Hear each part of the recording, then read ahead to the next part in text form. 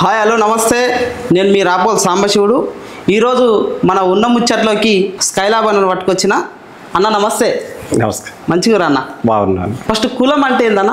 ఎందుకంటే మీరు కుల నిర్మూలన పోరాటం చేస్తారు కదా, కులం అంటే ఒక డెఫినేషన్ ఏంది? కులం అంటే కులం అంటే డాక్టర్ బాబాసాహెబ్ అంబేద్కర్ ఒక నిర్వచనం చెప్తాడు. దడి కట్టుకున్న ఒక వర్గమే కులం అని అంటాడు. దడి అంటే తడక. ఎరకలళ్ళు, మేదరళ్ళు, సెంచు జాతులకు సంబంధించిన వాళ్ళు తడకలు అల్లేదు. ఇంతకుముందు గోడలు లేకుండా ఎనగర్రకు దర్వాజానికి మధ్యలో పెట్టుకునేటువంటి వాళ్ళు. అంటే కొడుకు పెళ్లి చేస్తే కొడుకు కోడలు అవతల రూమ్లు ఉండాలి, ఇవతల రూమ్లు ఉండాలంటే అప్పుడు ఒకటే తాటాకుల ఇల్లు, గడ్డి ఇల్లు ఉండేది కాబట్టి ఆ దర్వాజకి అడ్డంగా తడక కట్టేది అన్నట్టు. అవతలుడు యువతలకు రాడు, యువతలుడు అవతలికి పోడు అన్నట్టు. కులం అనేటువంటిది అలాంటిది అన్నట్టు. అంటే ఏ కులంలో పుట్టినోడు ఆ కులంలోనే చచ్చిపోతాడు, వేరే కులంలో చచ్చిపోడు అసలే.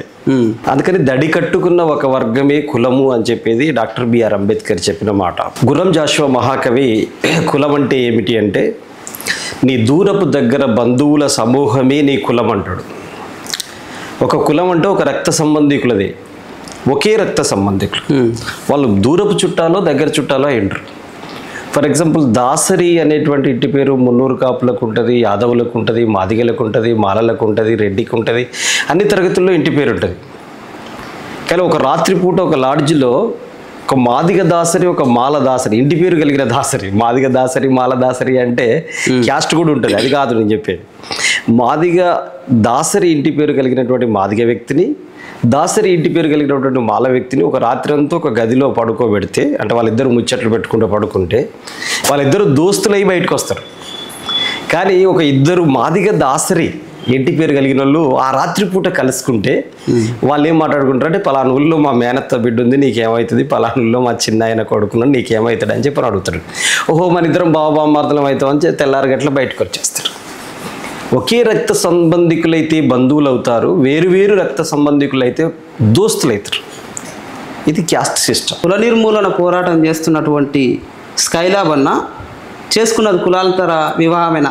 నేను కులాంతర వివాహము కాకపోయినా ఆదర్శ వివాహాన్ని చేసుకున్నాను. ఆదర్శం అంటే అర్చకుడు లేకుండా ఉన్నది, వేదిక మ్యారేజ్ చేసుకున్నది, వరకట్నం లేనిది, తాళి కట్టనిది. ఇది ఒక ఆదర్శం. నువ్వు చెప్పిన ఆదర్శం అత్యున్నతమైంది. అది నేను చేసుకోలేకపోయినాను. నేను ఒక అనివార్య కారణాల పరిస్థితుల వల్ల చేసుకోవాల్సి వచ్చింది.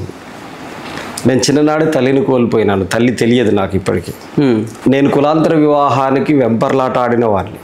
నా తండ్రి మొత్తం చనిపోతున్నాడు అనే ఊరిలో అక్కడున్న కమ్యూనిస్ట్ పార్టీలు 2 ట్రాక్టర్లు వేసుకొని మహబూబాబాద్కు వచ్చారు నా కోసం. మీ అమ్మ చనిపోయినప్పుడు తెలియదు, మీ నాన్న చనిపోతే ఇక్కడ కమ్యూనిస్ట్ పార్టీకి బదనాం వస్తుంది, పార్టీ కోసమైనా నువ్వు ఆడ చేసుకోవాల్సిందే అంటే, మా నాన్న చెల్లె కూతుర్ని చేసుకోకపోతే ఊర్లో బొడ్రాయి దగ్గర నిరహార దీక్ష చేసిండు మా నాన్న. తండ్రిని కాపాడుకోవాలని చెప్పి ఊరు పార్టీ అంతా అన్నప్పుడు వాళ్ళు మంగళసూత్రం కట్టాలి, మెట్టెలు పెట్టాలి, ప్రతానం చేయాలి, మైలపోలు తీయాలని ఇవన్నీ చెప్తే వాటన్నిటిని ఖాతరు చేయకుండా అతి చిన్న వయసులోనే సరిగ్గా 25 సంవత్సరాల కిందట నేను ఆదర్శ వివాహాన్ని మహబూబాద్ ప్రాంతంలో, ఆ ఆదర్శ వివాహం కూడా ఒక వివాహం, ఒక విప్లవ వివాహం లాంటిది. ఆ రకంగా నేను పెళ్లి చేసుకున్నాను. మీరు చెప్పినంత ఆదర్శవంతమైన వ్యక్తిని కాలేకపోయినందుకు చింతిస్తున్నాను అన్న. రాముడు రాజా దేవుడా? కట్టుకథలు వాటన్నిటిని నేను అంగీకరించబోను. ఏ దేశంలోనైనా ఎక్కడైనా ఎవరైనా ఒక శాస్త్రీయ భావాల్ని ఉన్నది ఉన్నట్టుగా చెప్పగలేదు. మేము ఛానల్ పేరే ఉన్న ముచ్చట. అవును. లేని ముచ్చట్లు మాట్లాడాలంటే నా వల్ల కాదు. ఉన్నది ఉన్నట్టు మాట్లాడుకోవడానికి ఇంటర్వ్యూ అన్న. కట్టింగ్స్ ఏం ఉండవు, ఎడిటింగ్ అనేది జరగదు. ఏం మాట్లాడినా ఉన్నది ఉన్న ముచ్చటనే మనం ప్రజలకు చూపించాలి. అదే మా ఛానల్ ఉద్దేశం. ఫస్ట్ ఆఫ్ ఆల్ రాముణ్ణి దేవుడని కొలిచేటువంటి వాళ్ళకు దాని పట్ల ఉన్నటువంటి నమ్మకం అదంతా నిజం కాదు. నేను నిజాలు మాట్లాడతాను కాబట్టి నమ్మకాల జోలికి వెళ్ళను. దేవుడు ఉన్నాడని అంగీకరించే వాళ్ళు ఉంటారు, లేడని మాట్లాడుతున్నటువంటి వాళ్ళు ఉన్నారు. దేవుడు ఉన్నాడు అని చెప్పేటువంటి వాళ్ళు ఉన్నాడని రుజువు చేయలేరు. లేడు అని చెప్పడానికి అనేక ఆధారాలు ఉంటాయి. అదే విశ్వాసంతో కూడింది కాదు, నిజంతో ఉన్నది. వాస్తవాలకి ఇప్పుడు దీన్ని ఎట్లా ఉంటుంది అంటే, మీరు అడిగిన దానికి వాస్తవం వేరు, నమ్మకం వేరు. ఫర్ ఎగ్జాంపుల్, నెలవంకను చూసిన తర్వాత ఒక తల్లి నీ కళ్ళకి వెళ్ళి చూస్తే నాకు మోక్షం కలుగుతుందని మనవరాలకి వెళ్ళి అవి చూస్తుంటది. ఆమె చూస్తుంది కాబట్టి ఆ నెలవంకను చూడగానే ఇవి కలగదు. అదొక నమ్మకం మాత్రమే. అదంతా నిజం కాదు, అదొక మూఢ విశ్వాసానికి సంబంధించిన అంశం. చిన్న పాయింట్ అంటే, వాస్తవాలు మాత్రమే చెప్తా, నిజం మాత్రమే చెప్తా అంటారు కాబట్టి నేను చెప్తున్నా. సింపుల్గా రాముడు దేవుడా మనిషి అంటే వాస్తవం ఏం చెప్తారన్న? నేను ఆయనను మనిషిగా ఎన్నడూ చూడలేదు, ఆయన దేవుడిగా నేను అంగీకరించాను.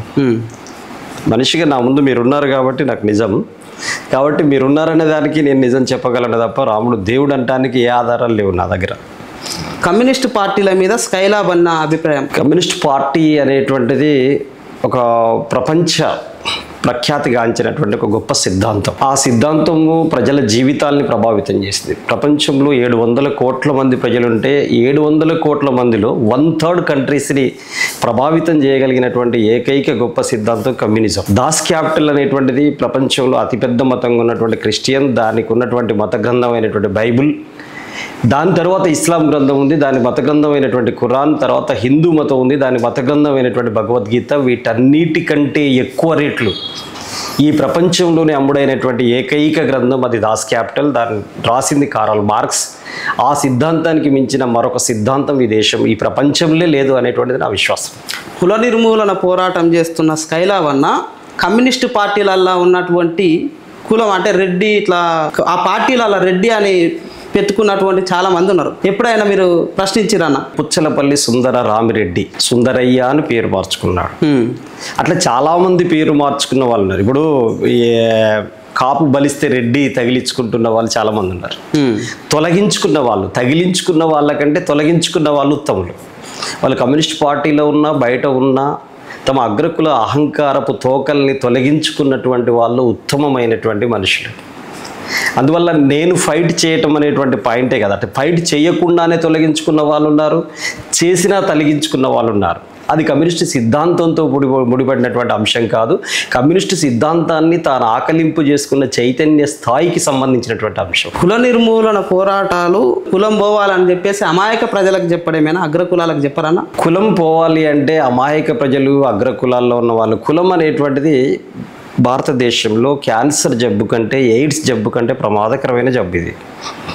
అగ్రకులాలకి గౌరవాన్ని ఇస్తే అనగారిన కులాలకి అవమానాన్ని ఇస్తుంది కులం. అయితే ఇక్కడ భారతదేశంలో ఒక అగ్రకులం అనేటువంటిది ఎక్కడ ఉంది అనేటువంటి పాయింట్ మీరు వెతుక్కుంటే, డక్కలికి మాదిగ అగ్రకులం, మాదిగకు గౌడ్ అగ్రకులం, గౌడ్కి కాపు అగ్రకులం, కాపుకు రెడ్డి అగ్రకులం, రెడ్డికి బ్రాహ్మణ్స్ అగ్రకులం.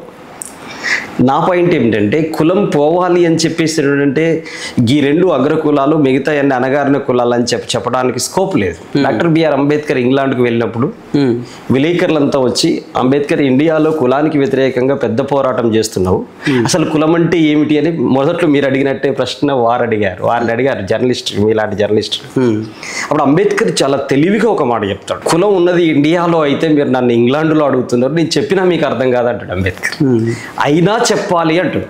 అయినా చెప్పాలి అంటే, ఒక తల్లి ఇటుకలతోటి బిల్డింగ్ పైకి నిచ్చెన మీదకి వెళ్ళి ఇటుకలు అందిస్తుంది పైకి తాపి మేస్త్రికి.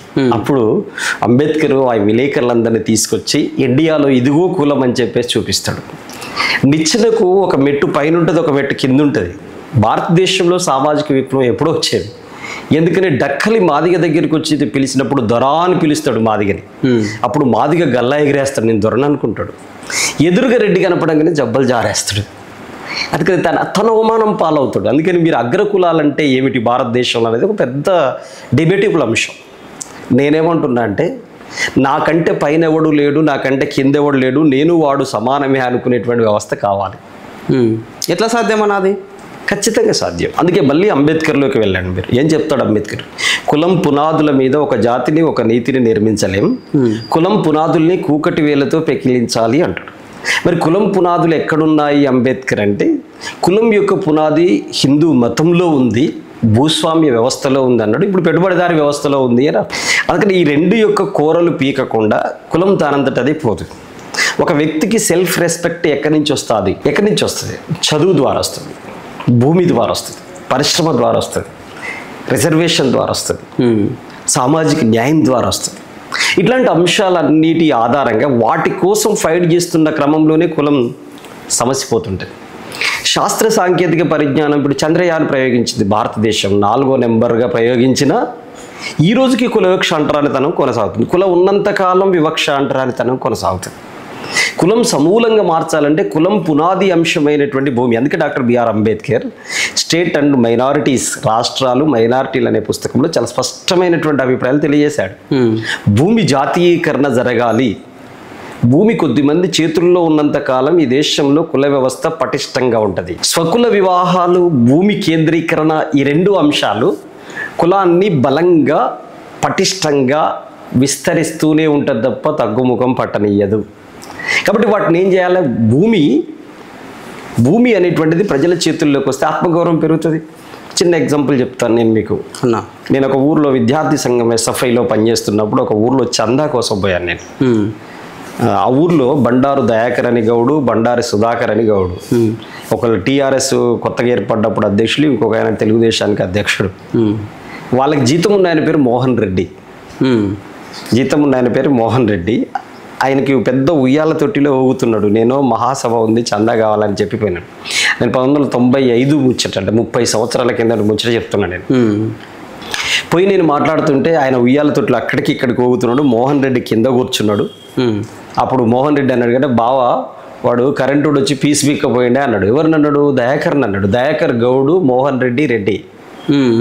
అప్పుడు ఈ ఉయ్యాల తొట్టిలో ఊగుతున్నటువంటి దయాకర్ హఠాత్తుగా లేచి, దొంగ నా కొడుక, నిన్ననే చెప్పొద్దా, నా కొడుకులందరూ న్యాయమటే ఉన్నారు నిన్న అని చెప్పి లేస్తున్నాడు. ఏమిటి మతలాభం అంటే, మోహన్ రెడ్డికి సెంటు గుంట భూమి లేనటువంటి అట్టడుగు పేద వ్యక్తి.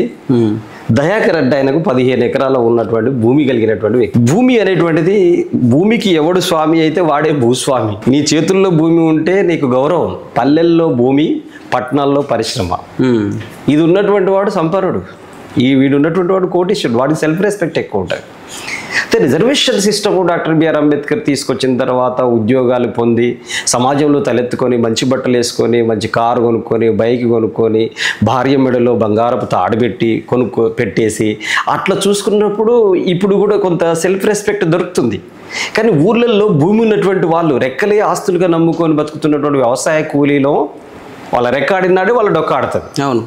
కానీ భూమి కలిగి ఉన్నటువంటి వ్యక్తి గౌరవప్రదంగా ఉంటాడు ఊర్లో. ఈ రోజులలో ఇంతకుముందు చెప్పినట్టు రిజర్వేషన్ ఫలాలు పొందుతున్నప్పుడు దాని ద్వారా వస్తున్నటువంటి గ్రోత్, వాళ్ళ యొక్క అభివృద్ధి అనేటువంటిది దాన్ని బట్టి వస్తుంటుంది. కానీ ఆ రోజుల్లో భూమి అనేటువంటి చాలా కీలకమైంది. అందుకని అంబేద్కర్ యొక్క ఆలోచన విధానాన్ని ముందుకు తీసుకెళ్లేటువంటి క్రమంలోనే భూమి జాతీయీకరణ జరగాలని అంబేద్కర్ చెప్పిన, కమ్యూనిస్టులు దున్నేవాడికి భూమి కావాలి అని చెప్పేటువంటి నినాదాలను వీర తెలంగాణ రైతాంగ సాయుధ పోరాటంలో చెప్పిన, భూమి అనేటువంటిది ఈనాటికి సెంటర్ పాయింట్ భారతదేశం. 3 వైపుల నీళ్లుండి ఒకే వైపు భూమి కలిగి ఉన్నటువంటి దేశం భారతదేశం. ఈ భారతదేశంలో మనుషులు పెరుగుతారు కానీ భూమి పెరగదు. కాబట్టి భూమి 3 రకాల అవసరం మనిషికి. ఒకటి 6 గజాల భూమి, రెండోది 60 గజాల భూమి, మూడోది కనీసం అరెకరం భూమి. 6 అడుగుల నేల, 60 గజాల నేల, అరెకరం నేల. 6 అడుగుల భూమి అంటే కోటీశ్వరుడైనా కూటికి గతి లేనోడైనా చచ్చిపోతే బొందబెట్టుకునే బొందలగడ్డ స్థలం. 60 గజాల స్థలం అంటే చెట్టు కింద బతికే వదులు నీడనిచ్చే ఇంటి స్థలం. అరెకరం భూమి అంటే భార్య, 2 పిల్లలు ఉండే తిండి గింజలు పండేటువంటి భూమి. ఈ భూమికి చాలా ప్రాధాన్యత ఉంది. ఆ భూమి దగ్గర అన్నా తమ్ములు ఒకే రక్తం పంచుకొని ఒకే రొమ్ము పాలు చీకి బతికినటువంటి ఇద్దరు నరికి చంపుకున్నటువంటి సందర్భాన్ని చూశారు.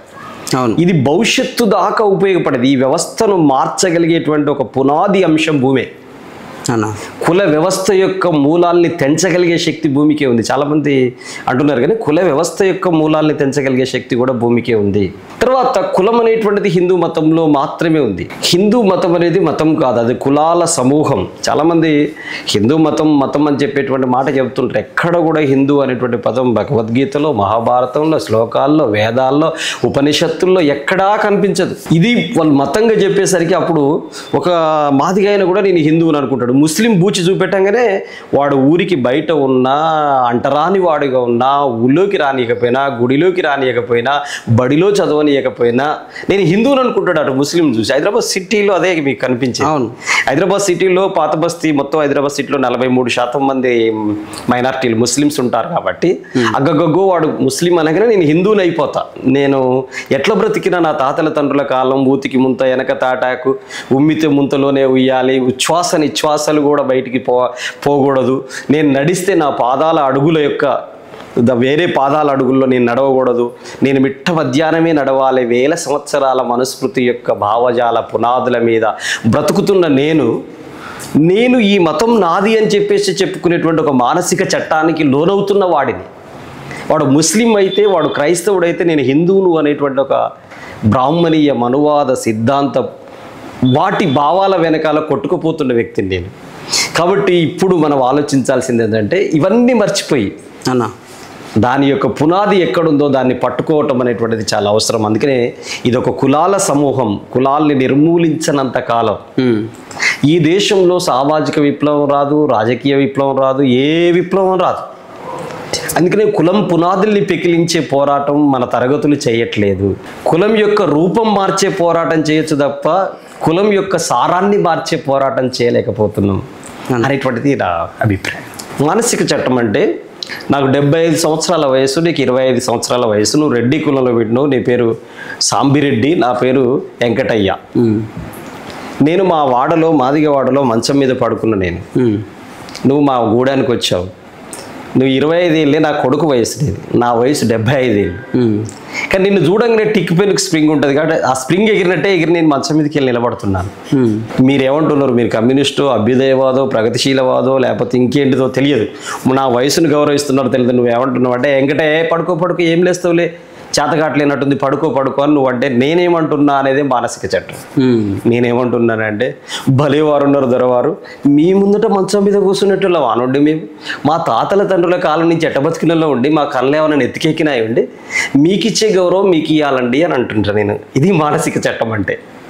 అర్థమైంది కదా? అర్థమైంది. ఈ మానసిక చట్టం ఎక్కడి నుంచి వచ్చింది? మనుస్మృతి శ్లోకాల్లో 2వ అధ్యాయం 31వ శ్లోకం, శూద్రులు విద్యను అభ్యసించరాదు, చదివితే నాలుక పోయాలి, వింటే చెవుల్లో సీసం పోయాలి అనేటువంటి శ్లోకంలోకి వెళ్ళి ఒక అర్థం ఉద్భవించింది. ఆ అర్థం ఏమిటంటే తక్కువ కులంలో పుట్టిన ఎక్కువ వయసు గలవాడైనా తక్కువోడే, ఎక్కువ కులంలో పుట్టిన తక్కువ వయసు గలవాడైనా ఎక్కువోడే, పెద్ద కులంలో పుట్టిన చిన్నోడైనా పెద్దోడే, కింది కులంలో పుట్టిన పెద్దోడైనా చిన్నోడే అనేటువంటి పాయింట్ దాంట్లో ఉంది. అందుకని ఈ 75 ఏళ్ళ వయసులో ఉన్న నేను నీ 25 ఏళ్ళ వయసు ముందు నిలబడ్డాను నేను. ఇది మానసిక చట్టం అంటే. రాజ్యాంగబద్ధ చట్టం అయితేనో నేను పెళ్లి చేసుకోవడానికి నా కులం అడ్డు రాదు, మతం అడ్డు రాదు, ఏది రాదు. కానీ 1000 సంవత్సరాల మనుస్మృతి భావజాలపు పునాదుల మీద భారతదేశం నడుస్తుంది. మానసిక చట్టాల అడుగుజాడల్లో భారతదేశం నడుస్తుంది. కాబట్టి మనుస్మృతి భావజాలాన్ని స్ప్రెడ్ చేస్తున్నటువంటి మనువాద మతోన్మాద శక్తుల భావజాలం మీద డాక్టర్ బాబాసాహెబ్ అంబేద్కర్ రాసినటువంటి భారత రాజ్యాంగపు భావజాలం, ప్రపంచ ప్రఖ్యాత మేధావి కార్ల్ మార్క్స్ రాసినటువంటి దాస్ క్యాపిటల్ యొక్క భావజాలం భారతదేశంలో విస్తారంగా విస్తరించాలి. ఆ మనువాద భావజాలానికి విరుగుడు సిద్ధాంతం ఇవే. కాబట్టి ఇవి వస్తే ఆ కులాంతర మతాంతర వివాహాల్ని ప్రోత్సహిస్తుంది, ఆదర్శ భారతీయుల్ని, భారతదేశాన్ని ఆదర్శ భారతదేశంగా నియమిస్తుంది. ప్రపంచంలో 230 దేశాల్లో మిగతా 229 దేశాల్లో ఎక్కడా కులం ఉండదు. నువ్వు ఏ దేశానికి వెళ్ళు, ఏ బాబు ఎక్కడి నుంచి వచ్చినావు, మీది ఎక్కడా అని అడుగుతారు.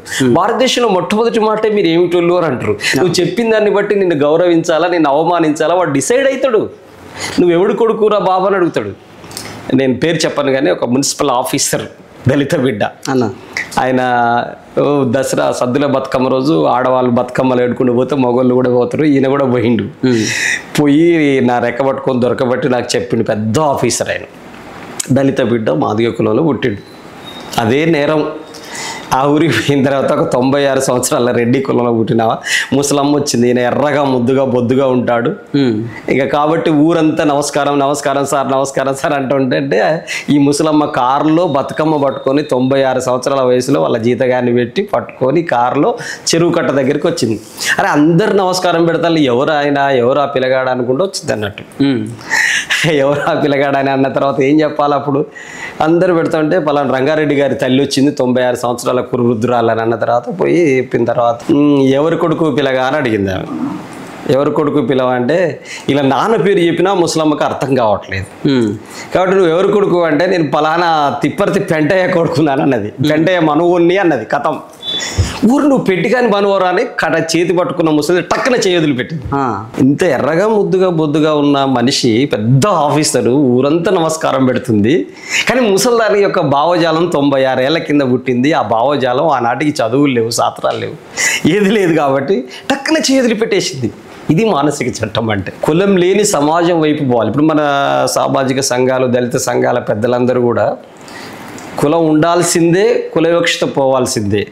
అనేది కోరుకుంటున్నారు. అది వాటి వల్ల సాధ్యంగా కులం మూలాల్ని పట్టుకోకుండా కుల యొక్క రూపాలని పట్టుకుంటే కులం నశించిపోదు. అందుకని కులాంతర వివాహాలను ఎంత ఎక్కువ ప్రోత్సహిస్తే అంబేద్కర్ ఆశయం ముందుకు సాగింది. అందుకనే స్వకుల వివాహాలు భారతదేశ అభివృద్ధికి అడ్డుగోడగా నిలుస్తాయి. కులాంతర వివాహాలు ఎంత గొప్పవి అంటే అన్న ఇటీవల సిసిఎంబి రీసెర్చ్లో కూడా వెల్లడైంది. సిసిఎంబి రిపోర్ట్లో ఏమొచ్చిందంటే జబ్బులకు లోను కాకుంటుంటుంది బాడీ. ఒకే కులం, ఇంతకుముందు చెప్పిన కులం అంటే ఏమిటంటే చెప్పాను కదా. అవును. ఇప్పుడు మీరు చూడండి, దానికి నేను చిన్న ఎగ్జాంపుల్ చెప్పి, ప్రవహిస్తున్న సెలయేరు, పారే సెలయేరు పవిత్రంగా ఉంటుంది, పరిశుభ్రంగా ఉంటుంది. మురిగిపోతున్న నీటి గుంట కంపు వాసన వస్తుంది, పురుగులు పడతాయి, నాచు వస్తుంది, నీళ్ళ కలర్ మారుతుంది. అదే పారే సెలయేరులో పైన కూడా బహిర్భూమికి పోయి కడుక్కున్న కింద దోసిళ్ళు బట్టి తాగే అంత పరిశుభ్రంగా వస్తాయి. అంటే రక్త మార్పిడి జరగాలి భారతదేశంలో. రక్త మార్పిడి జరగాలంటే కులాల మార్పిడి జరగాలి. పారే సెలయేరు పరిశుభ్రంగా ఉంటుంది, మురిగిపోతున్న నీటి గుంట. ఒకే కులంలో పెళ్లి అంటే మురిగిపోతున్న నీటి గుంటలో పెళ్లి చేసుకోవటమే. నేను చేసుకుంటే నాది కూడా అంతే. ఉన్న ముచ్చట చెప్పాలి కదా, నా ముచ్చట కూడా అంతే. కాబట్టి నేను ఎందుకు చెప్తున్నా అంటే పారే సెలయేరులాగా కులాంతర మతాంతర వివాహాలు జరిగిపోవాలి భారతదేశంలో. కులాంతర పెళ్లి చేసుకున్న వాళ్ళ పిల్లలు ఎంత షార్ప్గా ఉంటున్నారో, మేనరిక పెళ్లి చేసుకుంటే అంగవైకల్యంతో పుడుతున్నారు. అది ఒక శాస్త్రీయంగా రుజువు అవుతున్నది. ఒక రీసెర్చ్ కేంద్రాలు వెల్లడిస్తున్నటువంటి, నిపుణులు తెలియజేస్తున్నటువంటి అంశాలు అవన్నీ. ఏదో చెప్పేటువంటివి కాదు. మేనరిక పెళ్లిల వల్ల అంగవైకల్యంతో పుడుతున్నారు అనేది క్లారిఫై. కానీ కులాంతర వివాహాలను ప్రోత్సహించటమే అసలు సిసలైనటువంటి భారతీయత.